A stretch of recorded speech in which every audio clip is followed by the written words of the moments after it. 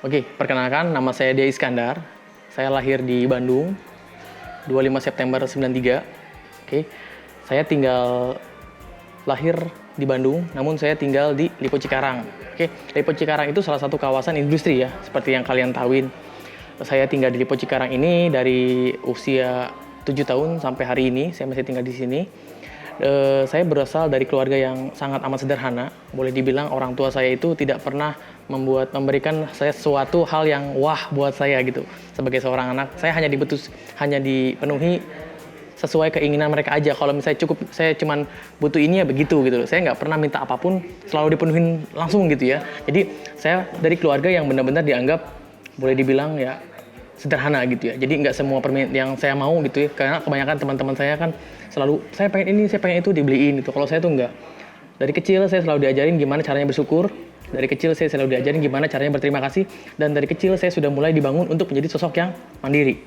Di situ saya berpikir untuk ya udah saya sekolah aja, saya kuliah aja sampai saya dapat kuliahan waktu itu di Jakarta. Saya harus pulang pergi dari Senin sampai Sabtu gitu ya. Saya pulang pergi hampir setiap hari selama 3,5 tahun saya jalanin. Kebetulan background saya itu tax accounting dan saya jujur di tempat kuliah saya itu hanya ada 2 jurusan tax accounting dan pasar modal. Di pasar modal ini saya belajar banyak hal. Kenapa? Karena dengan pasar modal ini saya baru mendapatkan sebuah peluang yang luar biasa Bapak Ibu.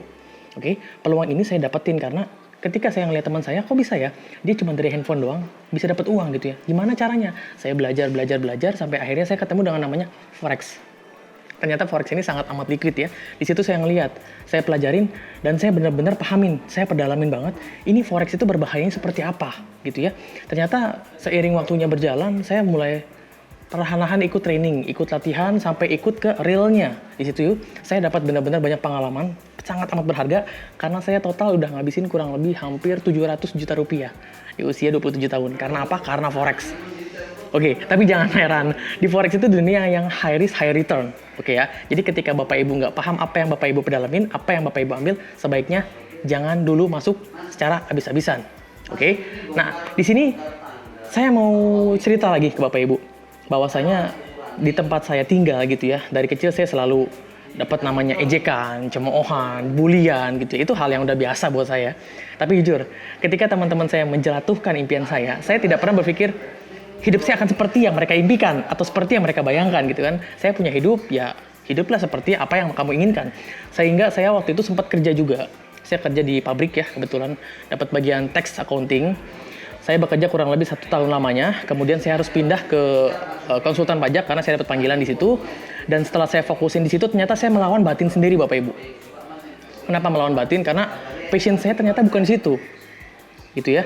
Kebetulan saya sebelum kerja itu saya sempat di tahun 2017 saya sempat jadi orang asuransi gitu ya. Saya kurang lebih jalanin 2 tahun dan ternyata jadi pegawai asuransi itu seperti yang Bapak Ibu tahuin ya, itu sangat amat sulit sekali mempertahankan omset, membuat omset, dan beban moralnya sangat amat besar gitu ya. Sehingga di situ saya belajar banyak hal. Saya mulai mengerti orang tuh seperti apa maunya gitu ya. Dan sampai akhirnya ketika saya fokus di pekerjaan saya sebagai konsultan pajak, di situ pun saya udah dapat passion saya, kayaknya saya nggak bisa nih di sini terus. Sampai satu ketika di tahun 2019, tepatnya di bulan Februari tanggal 19, itu saya ditelepon sama teman saya. Bro, apa kabar? Kebetulan teman saya itu dulunya juga satu agen asuransi sama saya. Saya bilang seperti ala kadarnya, ya bro, baik bro, ada apa bro gitu kan. Gue ada bisnis nih gitu kan. Saya tahu dia orang asuransi dan orang jaringan. Dia telepon saya, dia tanya, bro enaknya sekarang kerja apa ya gitu kan. Kenapa bro, kok nanya gue gitu kan. Saya tanya dengan aneh gitu kan, kenapa kok tiba-tiba ngomongin kayak gituan, buat apa? Jadi gini bro, gue ada bisnis bagus gitu kan. Saya kaget nanya, bisnis apa bro? Ya nggak jauh pasti asuransi, kalau nggak MLM kan gitu ya. Saya anggap remeh lah saat itu. Terus saya bilang ke dia, bro, kalau asuransi gue capek, jujur gue capek, gue nggak mau lagi. Kalau misalnya MLM gue nggak mau karena itu jual produk, gue capek bro, gue nggak mau ditolak gitu kan. Sampai dia bilang, bro, ini kebetulan gue nggak ngerti produknya, tapi gue paham marketing plan-nya. Ini nggak akan hancur, ini bagus banget. Apa namanya? Trading Forex. Saya kaget banget. Saya kaget seumur hidup. Selama 25 tahun saya hidup gitu ya, saya baru dengar trading Forex. Kok ada bisnisnya gitu kan. Sampai saya pedalamin, di situ saya ngelihat hanya sebagai usernya saja, saya ngelihat si robotnya luar biasa, ciamik, bagus gitu ya. Sampai suatu ketika saya tambah lagi, saya benar-benar di situ sebagai user. Saya nggak mau jalanin bisnisnya. Kenapa? Karena saya khawatir. Saya tahu forex itu sangat amat menjatuhkan. Ingat, saya pernah loss di 700 juta di forex.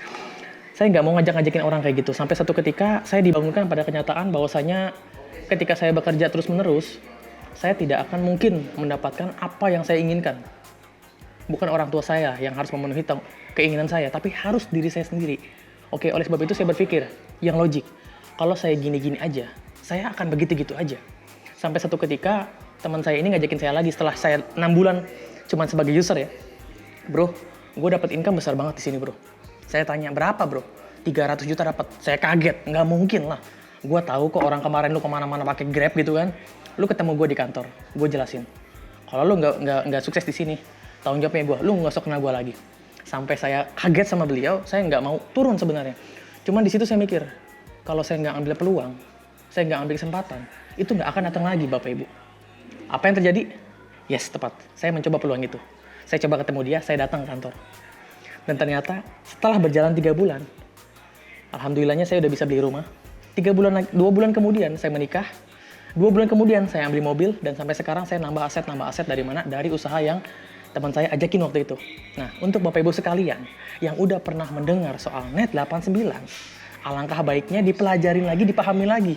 Bapak Ibu sekalian ingat, kendaraan itu tidak akan pernah membuat kita maju kalau kendaraannya tidak tepat. Oke ya, kalau kendaraannya tepat, Bapak Ibu survive betul, struggle betul di situ, pasti akan jadi seseorang yang luar biasa. Oke, jadi jangan lama-lama lagi, segera ambil kesempatan itu dan see you again.